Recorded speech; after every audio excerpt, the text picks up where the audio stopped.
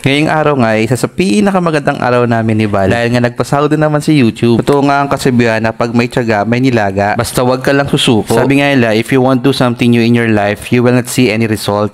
Wow! Konting kwento guys, nagsimula ang pag-vlog namin dahil si Val mahilig gumawa ng video clip. Sabi ko sa kanya, why not na mag-vlog na lang tayo? Nung una, nahihiya pa talaga kami kasi di kami sanay. Alam niyo ba kung ano-ano na lang ang i-vlog namin, basta may maipost lang. Pero ang main reason talaga nito ay para meron kaming mapanood or maalala na ginawa namin yung video. Hindi dahil sa sahod na makukuha namin dito. Hanggang sa tinuloy-tuloy na namin. Pero teka, nagkwento talaga. Ito nga, pupunta nga kami sa mall para maglaruin si Caleb at para mag-withdraw na rin. Pero sabi ni Val, magpapaganda daw muna siya.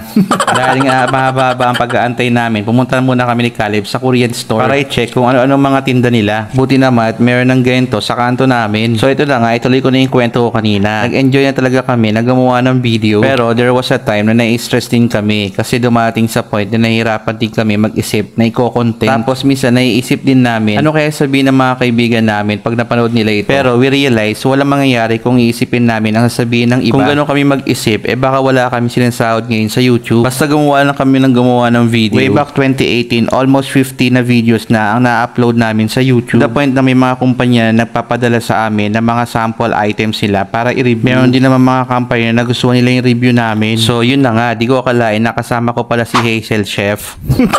O diba, mukha namang happy siya sa gupit niya. So finally, andito na nga pala kami sa mall. So yun na nga, balik ulit tayo sa pagkikwento ko. Masabi ko, sa pagbablog, hindi talaga para sa lahat. Meron likas na mabilis makamit ang kasikatan. At meron din talaga ang tinatrabaho na tipong kahit mabagal, at least umuusay. Kaya ang kilan talaga dito ay huwag susuko. So yun na nga, dahil nagugutom ang bata, papakainin na muna namin. At syempre, nag-withdraw na rin ako. Gawin mo lang kung ano yung gusto mo at nagpapasaya sa'yo. Enjoy mo lang, di mo namamalayan andong ka na pala. Tapos yun bang maalala mo na lang dati na nahihirapan ka at nangangapa ka pa. Ngayon, sumasahod ka na at kahit papano, nabibili mo na yung mga gusto mo. Kaya ikaw, kung naiisip mo mag-vlog ka na ngayon. Huwag mo nang antayin yung bukas. Pag may naiisip ka, gawin mo na kaagad. Basta, huwag ka lang susuko. So, ganito na lang muna yung mini vlog ko guys. Salamat sa pakikinig. See you in my next vlog. Salamat!